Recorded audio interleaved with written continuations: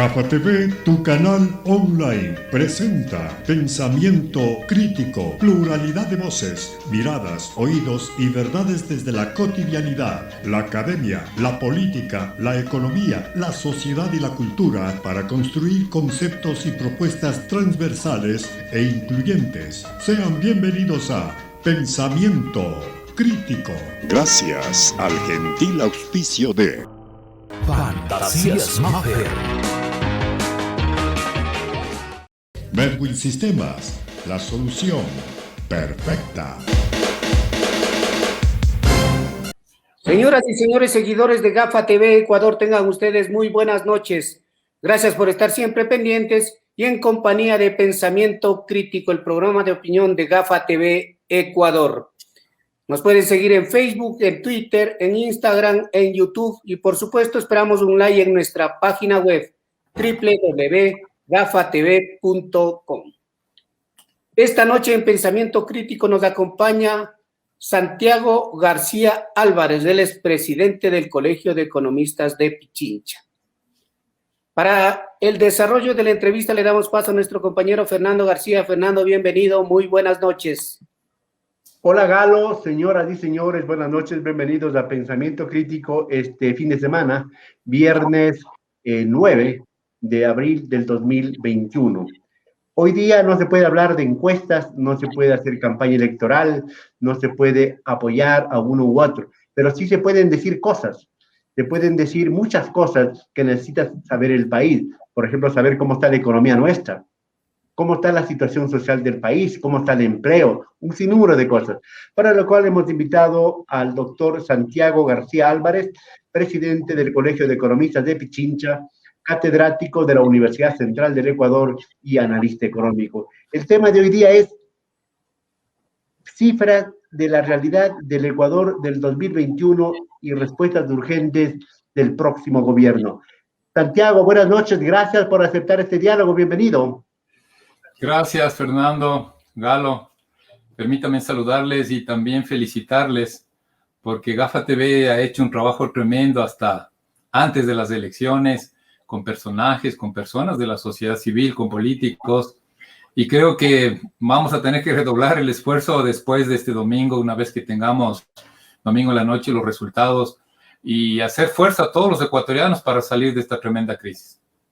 Sí, porque después de las elecciones del día domingo, a partir del 12, el lunes 12, se debe comenzar a definir para saber qué pasa a partir del 24 de mayo, cuáles son las alternativas que nuestros candidatos hasta el domingo, porque el lunes ya habrá un presidente electo, ¿verdad? Santiago, faltan 37 horas para el inicio del proceso electoral del día domingo 11 de abril y faltan 45 días para que se vaya el presidente Lenín Moreno Garcés, que ha estado 4 años, ya menos 45 días y no creo que vaya a pasar nada, sabiendo lo esperito que es el gobierno en estos días en nuestro país. En todo caso, valdría pensar y preguntar a un especialista como tú, Santiago, ¿cómo recibió al Ecuador el 24 de mayo del 2017 el presidente Lenín Moreno? ¿Cómo lo recibió? Para ir contextualizando, para ver cómo está ahora el Ecuador y qué tienen que hacer los futuros gobernantes. Sí, mi argumento ha sido ya por largos años y también por mis estudios, mis trabajos. El Ecuador, la economía del Ecuador en realidad se complicó mucho desde el 2015 en adelante. Ese es un parteaguas. Ese momento es cuando 2015 empieza un proceso sostenido, lamentablemente, de recesión económica, con periodos muy cortos, unos trimestres muy cortos de recuperación. Parece que la gente me entiende, es decir, 2015 en adelante, esta empresa, entre comillas, empresa Ecuador, para hacer un símil, se nos cayeron la producción y las ventas. Y todos los años, sí, mal viviendo, tratando de recuperarnos, pero como digo, 5 o 6 años de una actividad, de unas ventas, de una producción baja. ¿Cuál tenía que ser el resultado? Que está a la vista, que lo sentimos. Pérdida de producción, cierre de empresas, cierre de puestos de trabajo formales, incremento extraordinario del subempleo, del trabajo informal. Entonces, Fernando, ahí llegamos al 2017. El 2015 empezó un poco esta caída económica, estos problemas sociales, por una serie de circunstancias. Y si hay tiempo podemos incluso mencionar algunas razones, porque tampoco fue gratis la caída del 2015, algunos problemas externos, internos. El 2017 evidentemente se recogió, o el nuevo gobierno del en ese momento electo presidente Moreno, pues cogió un país realmente con una situación económica muy compleja. Y ya los procesos económicos con una tendencia, como digo, a la caída, a la recesión, a la disminución de la generación de empleo. Eso es la realidad. Y luego, claro, yo no me gusta, Fernando, ese discurso de la mesa servida, no servida, porque al final ahí más crea pasiones que razones. La razón estaba ahí, punto. O sea, la economía no quedó bien, hay que reconocer eso. Había posibilidades, evidentemente, siempre habrá posibilidades de hacer tal o cual política económica, tal o cual política pública que nos lleve a por otros derroteros, pero bueno, estos 4 años, yo sí digo con mucha claridad, el gobierno fracasó completamente en la política de reactivación productiva. O sea, no ha habido forma de reactivar la economía y ahí estamos. Y esa herencia le va a dejar al nuevo gobierno. Santiago, sí, recuerdo yo en la posesión del presidente Moreno y después en los subsiguientes días, semanas y meses, habló de que no hubo mesa servida, el Ecuador en decrecimiento, ¿verdad? Con una altísima deuda externa, con altísimos juicios, con altísimos rumores, con altísimas sospechas de corrupción y un sinnúmero de cosas. Eso fue el marco en el que recibió el presidente Moreno. ¿Qué hizo y qué no hizo para llegar ahora el presidente Moreno, para tener así a la economía ecuatoriana, la situación ecuatoriana de hoy día? Bueno, esa es una pregunta muy buena. Ya comenté algo, me parece que en materia de política económica no se arbitró las medidas, han sido difícil implementar medidas que nos permitan la reactivación económica. Pero hay cosas de fondo, Fernando, para no caer, ¿no es verdad? Y repetir lo que todo el mundo repite, es decir, ya sabemos los problemas, pero no logramos entender. Una cosa es, Fernando y Galo, una cosa es la manifestación del problema, otra cosa son las causas. Si yo estoy enfermo y tengo 37 grados y medio de temperatura y tengo una infección, esa es la expresión de los problemas. La pregunta es ¿por qué? Tengo una infección estomacal, tengo una infección de mis pulmones. La economía no se distancia de eso. ¿Por qué no quedó, no es verdad, o quedó el país de una posición de recesión económica, de pérdida de producción, de una insostenibilidad fiscal muy fuerte, endeudándonos, contratando más deuda internacional y nacional? Solo para ejemplificar, Fernando, se me viene este rato a la cabeza. El gobierno anterior le colocó cerca de 8.000 millones de dólares al BIES. Eso es. Entonces, cuando no se quiere, no, pero eso, como digo, es la manifestación y no se quiere entender las causas. Ahora, ¿por qué esto? ¿Por qué es que caemos en estos procesos de insostenibilidad económica y no podemos superar, ¿no es cierto? Y tener ciertas bases que, independientemente del gobierno que venga, no sea tan dura nuestra realidad económica. Entonces hay varias causas, Fernando, tú me preguntas de eso, varias causas. Creo que está vinculado con una estructura productiva muy heterogénea, muy desigual. Nunca hemos podido estructurar una base productiva fuerte. Tenemos una baja productividad, tenemos un abandono del campo, de lo que significa a quienes nos dan de comer, como el sector campesino, la economía familiar campesina. Tenemos un descuido muy fuerte de lo que es la micro y pequeña empresa. Le hemos dejado, deje usted viva y ya pase lo que pase, ya veremos, ¿no? Cómo usted resuelve. Es el mensaje al empresariado. Yo soy de los críticos que el gobierno anterior incluso creo que se gastó más dinero en cualquier cosa, incluido viáticos, que en lo que se invirtió en la economía popular y solidaria. Entonces, viene un conjunto de elementos estructurales, de política económica, de política pública, de hacer las cosas no pensando en el Ecuador del mediano y plazo, sino cuestiones muy puntuales, agravan las situaciones estructurales, como acabo de mencionar, esta baja productividad, esta imposibilidad de generar empleo. Entonces, claro, el resultado es lo que tenemos, 6 años de recesión económica, que no se diga, yo creo que el 2008 hasta el 2012 o 13 se generó empleo, eso es cierto, pero 2014 y 2015, todo lo bueno ya empezó a caerse, lamentablemente, ¿sí? Porque también el estrangulamiento externo, hay que decirlo, mira, cómo hay que hacer un análisis lo más objetivo posible, es cierto. Caída de los precios del petróleo de 120 a 30. Es como una empresa, vendo a $10 mi producto y se me cae a $2. Obvio que voy a tener una crisis brutal dentro de la empresa. Y así sucesivamente, hasta un terremoto de Yapa tuvimos lamentablemente. Entonces, Fernando, pero lo que yo siento es que las causas están muy adentro, muy profundas, y dentro de eso los gobiernos, los diferentes gobiernos, sus responsabilidades como que se diluyen y más están pensando en el corto plazo que en el mediano plazo. Y también la sociedad hay que criticarnos, ¿no? No estamos dispuestos a hacer sacrificios en momentos adecuados a cambio de que en el mediano plazo podamos tener otros resultados. Entonces, Fernando, hay cosas estructurales, mala política pública también, y una falta de participación, hay que decirlo, de nosotros, de la sociedad, asumiendo también nuestras responsabilidades. Yo agregaría una parte coyuntural y política. El gobierno, sus colaboradores y otros sectores empresariales se dedicaron más a tenerle vivo a Correa, al anticorreísmo, antes que a gobernar. Ese fue un gravísimo problema. Y ahora están preocupados porque Correa está vivo. Entonces, ellos lo mantuvieron, ellos le dieron la vitamina, ¿verdad? El gobierno le dio la vitamina a Correa para que siga vivo, y eso fue una falta de estrategia política. Bueno, ya hemos hablado un poco de cómo dejó correr el gobierno, de cómo administró Moreno. Ahora sí, ¿cómo deja Moreno el gobierno para el próximo presidente, sea quien sea?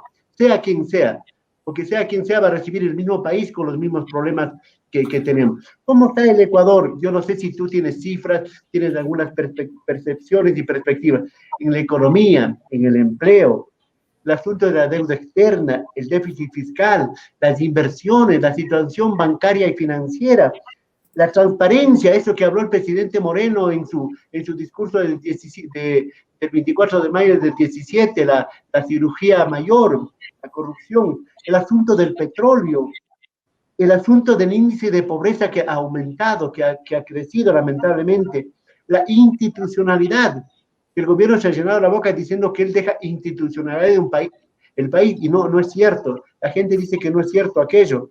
Hay un sinnúmero de la producción que tú hablabas, la salud, la vivienda, la seguridad, los derechos humanos y otros tantos temas, tantas variables. Tú como especialista, como experto, pero de una manera pedagógica y didáctica, diles cómo queda el Ecuador para el próximo gobierno.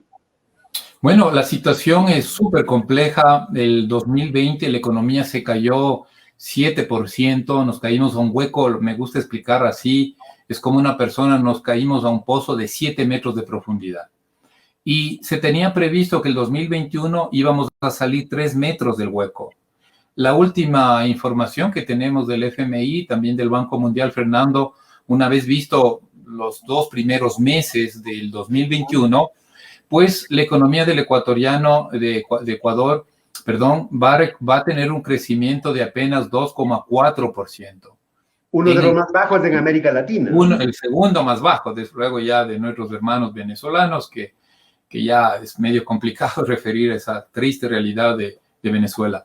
Pero nosotros, poniendo las cosas de manera objetiva, ¿no? Dejando de lado consideraciones políticas, y está bien, la gente tiene que tener su percepción política, su inclinación política, está bien, pero veamos las cuestiones materiales, cómo desde el punto de vista netamente económico queda la economía nacional. Como digo, 2020 una caída profunda de 7 metros de profundidad, 7%, y una recuperación pequeña que tendríamos el 2021 de 2,4%, siempre y cuando no pase ninguna cosa extraordinaria. ¿Qué es una cosa extraordinaria? Que más o menos llevemos una buena campaña de vacunación. Si el proceso de vacunación fracasa como ha estado fracasando hasta el día de hoy, hasta el cuarto mes, abril del 2021, toda esta tragedia del manejo del gobierno del señor Moreno en materia de vacunación, supondríamos que eso tiene que mejorar. Si eso funciona, la economía crecerá a un nivel muy débil, muy bajo, como acabo de mencionar.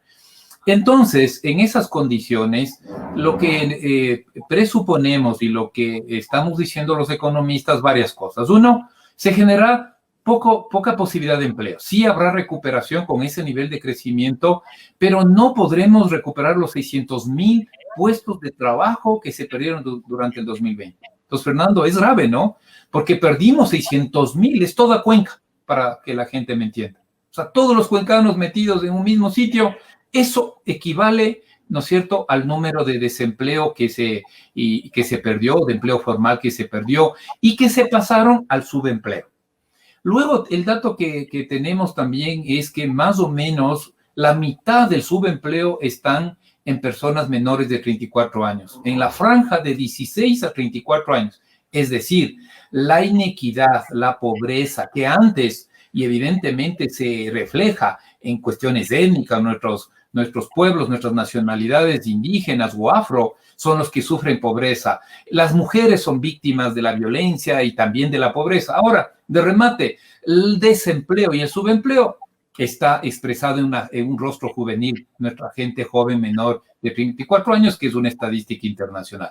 Entonces, Fernando, lo que nos espera, lo que estamos partiendo, el punto de partida para el nuevo gobierno es súper difícil. Bajo crecimiento, poca generación de empleo, crecimiento del subempleo. Yo suelo también explicar problemas en la cadena de pagos. No se ha resuelto, Fernando. Yo ahí pido tranquilidad a la gente, a los analistas y al próximo Asamblea Nacional, mirar con objetividad, por ejemplo, la cadena de pagos. Hay que hacer un buen proceso de lo que significa los diferimientos. Tú, yo, los que nos escuchan, los que nos ven, pues no hemos podido pagar ciertas deudas, le debemos al banco, a la cooperativa. Eso hay que hacer un buen manejo. Pero bueno, eso es parte de seguramente, Fernando, ver las alternativas. Y la cadena de inversión. No solo la cadena de pagos va a encontrar el gobierno golpeada, como acabo de explicar. Y la cadena de inversión. Los datos dicen que el 2020, claro, nadie invirtió. Y tal como vamos del 2021, entre enero, febrero y marzo, la inversión ha sido mínima. Entonces, eso es lo que encontramos en esa dinámica económica muy golpeada, muy deteriorada en esos dos grandes procesos, ¿no? Que es, si no pago, si no genero lo que significa, ¿no es cierto?, los pagos al interior del país, y luego de remate no invierto. Fernando, ¿qué más nos puede pasar en materia económica? Por eso es que si pensamos alternativas, habrá que mirar esos dos grandes procesos que acabo de mencionar y que están ahí presentes, golpeados, pero habrá que encontrar la salida, ¿no? Entonces va por ahí, caída de la inversión, caída del consumo, una baja producción, nos espera.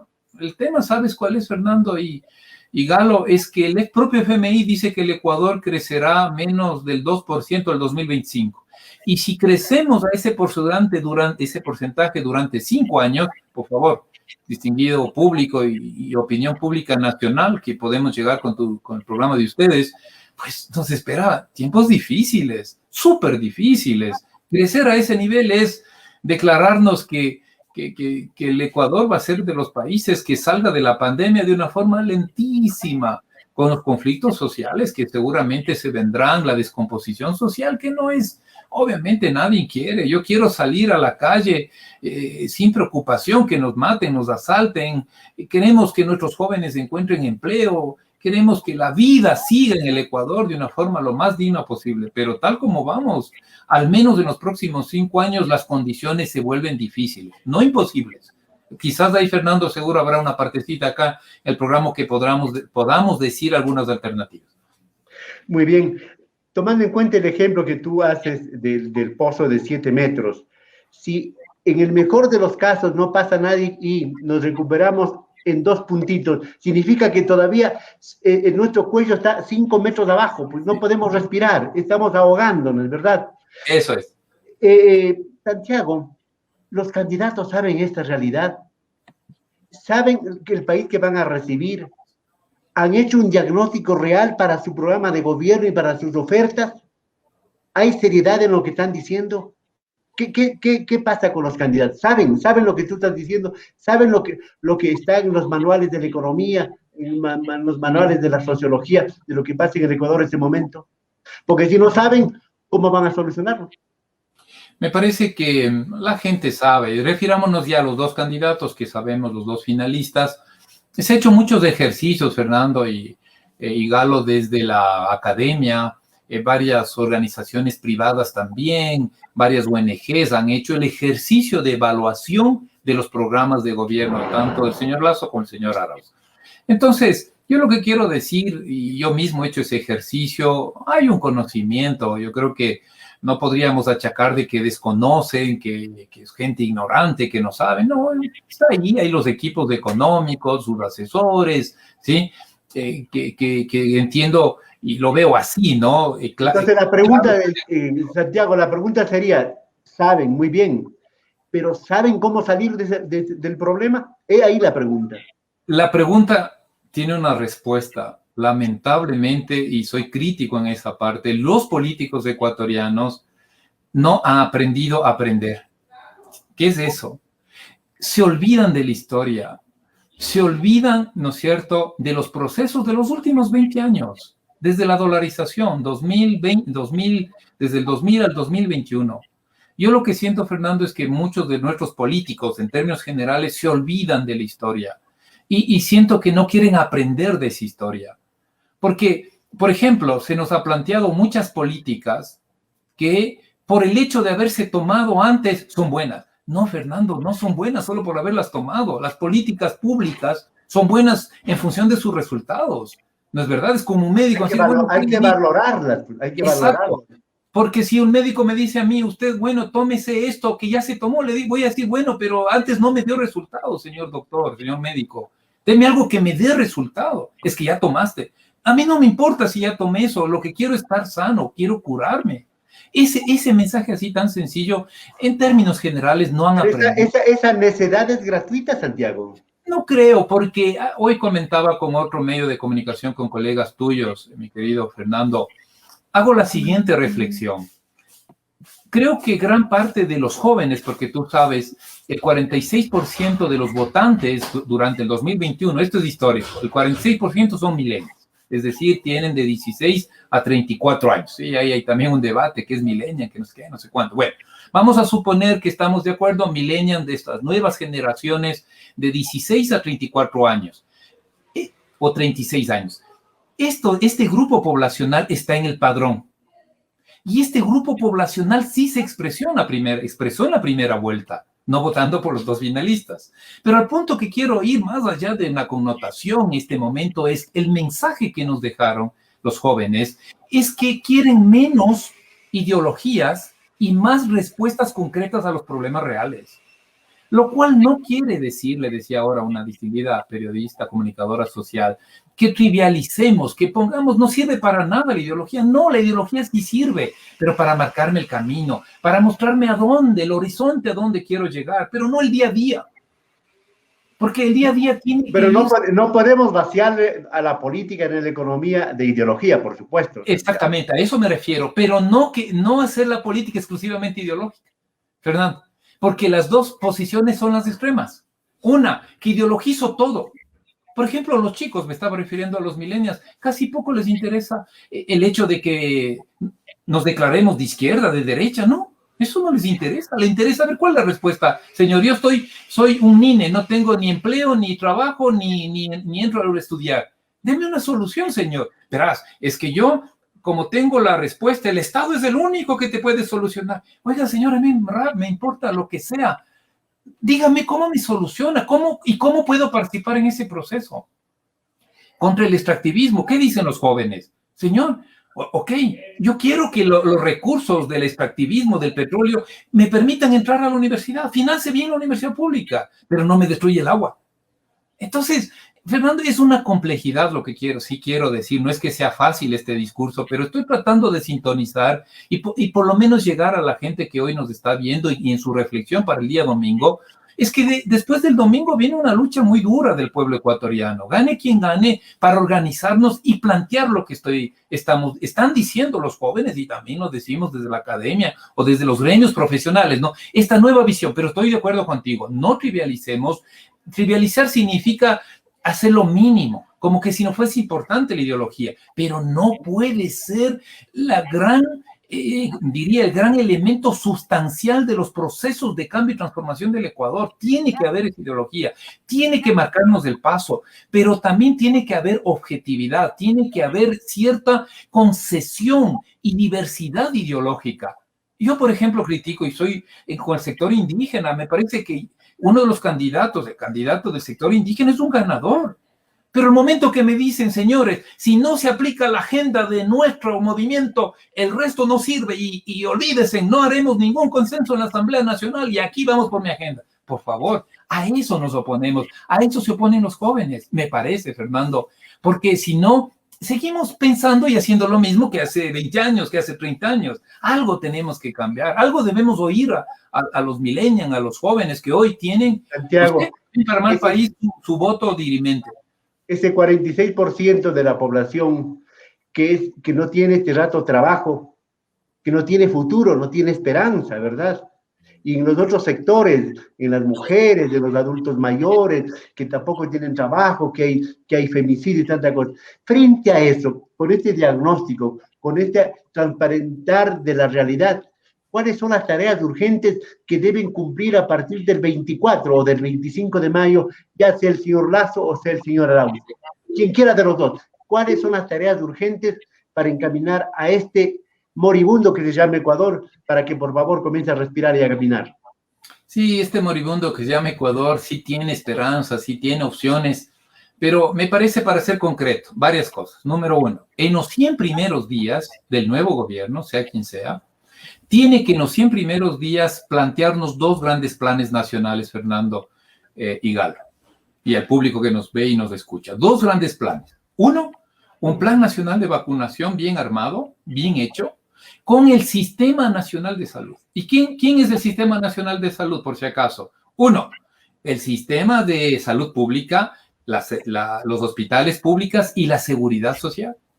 Dos, el Sistema Nacional de Salud son las clínicas y hospitales privados. Y tres, es el Sistema Comunitario de Salud. Los tres, trabajando en conjunto. ¿Por qué no puedo ir a un hospital privado? Sin costo, con el compromiso como ecuatorianos, y me vacunen en el hospital privado. A todos nos conviene, no podemos seguir en esta crisis y golpeados por el tema del COVID y sin la posibilidad de que exclusivamente la vacunación con los puestos públicos, con los sitios públicos de vacunación. ¿Por qué? No voy a aspirar, Fernando, como los países ricos, ¿no? Que te vacunan en las farmacias. Ya, dejemos por un ladito, bueno, difícil.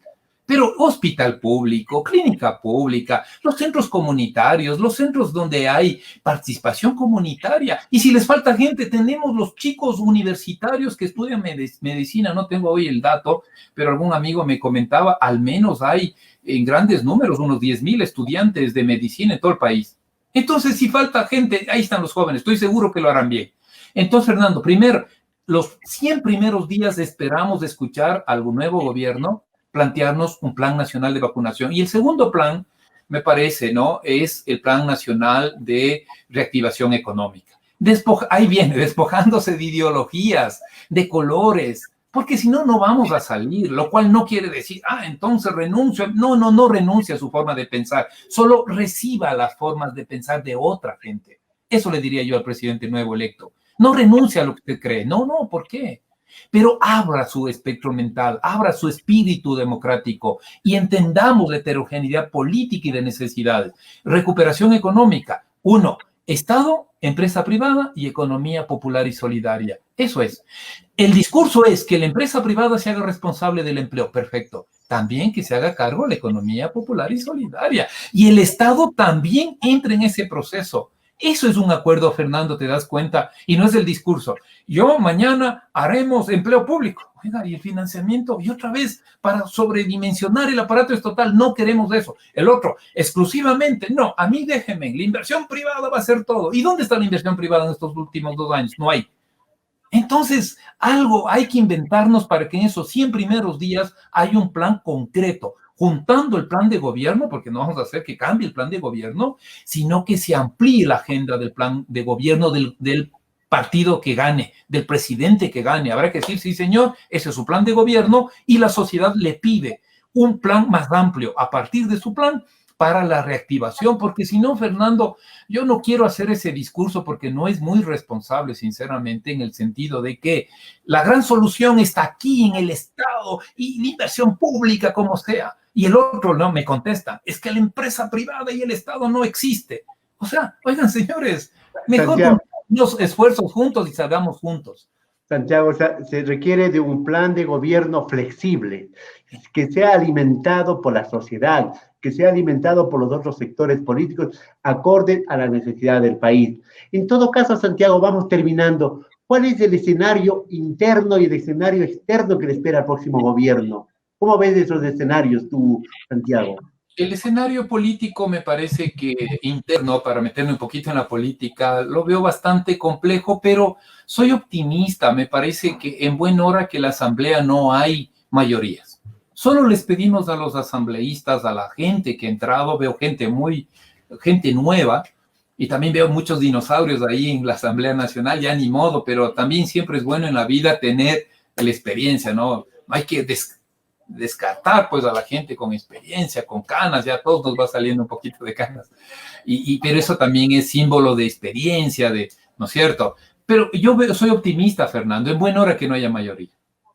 Lo único que les vamos a pedir, y ahí juegan un rol importante ustedes, Fernando y Galo, y medios de comunicación alternativos como este, es que vamos a jugar un rol fundamental para que no se arme la bronca política en la Asamblea y se encuentren los acuerdos básicos para apuntalar los dos planes de gobierno que acabo de mencionar, el de vacunación y el de reactivación económica.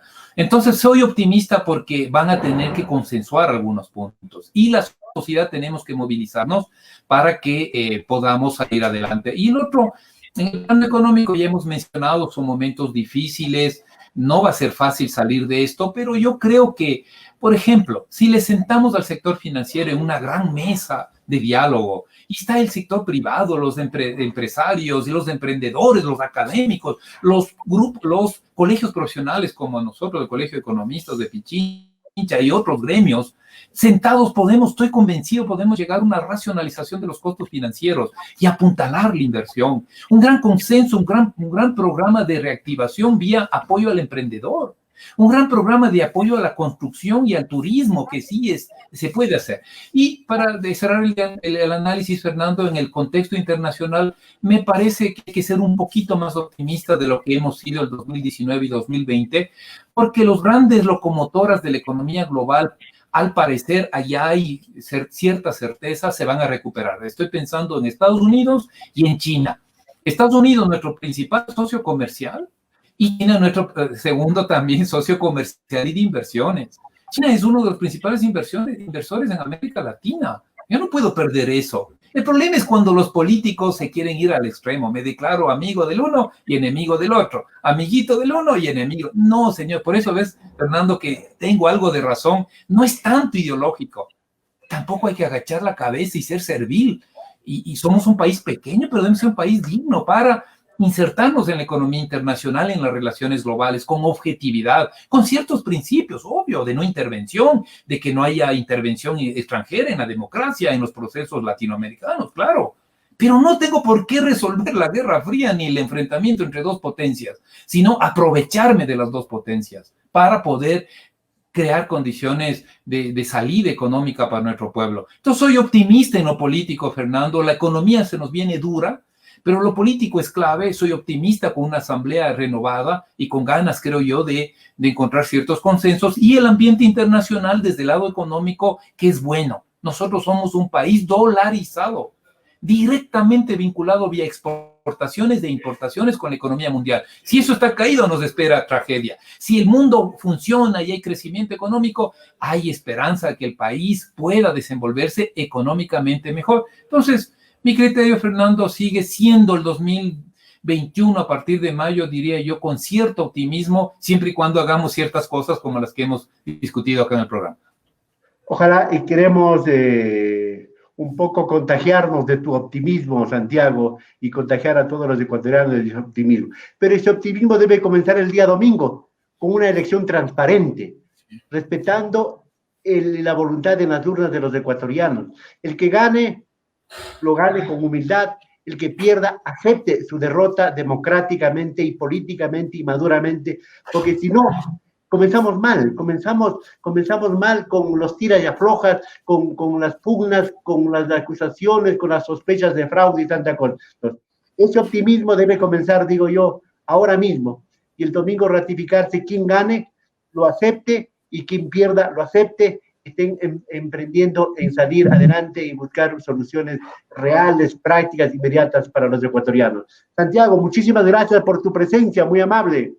Gracias, Fernando, y me despido con la frase que inicié. Les felicito por el trabajo. No he oído a sus invitados felicitarles. Perdónenme que no es por, como decimos, cepillar, como decimos los quiteños, sino por reconocer el trabajo de ustedes, Fernando, y también de Galo en Gafa TV. Para mí es un medio alternativo de comunicación, siempre amables en invitarme, pero más allá de los temas personales, creo que hay que reconocer ese tremendo esfuerzo a toda costa que yo sé, ustedes hacen el sacrificio tremendo por mantenerse, y yo lo que único les digo es no desmayen. Creo que desde el 24 de mayo del 2021, con el nuevo gobierno que venga, que el pueblo sabiamente decide este 11 de abril, pues tenemos que reforzar el trabajo con los medios de comunicación, con la opinión pública, con el contacto con la gente. Por eso les felicito. Perdónenme que tome esos minutos, pero sentía la necesidad honestamente de agradecerles, y a nombre del público, de la gente, de los que tenemos la suerte de ser entrevistados, decirles gracias,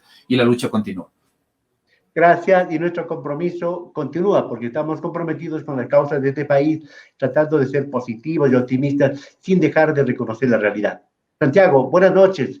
Señoras y señores, buenas noches. Nos volveremos a ver el lunes 12 de abril, con novedades, porque tendremos ya ese día un presidente electo, y ojalá todo sea para bien de los ecuatorianos. Hasta la próxima.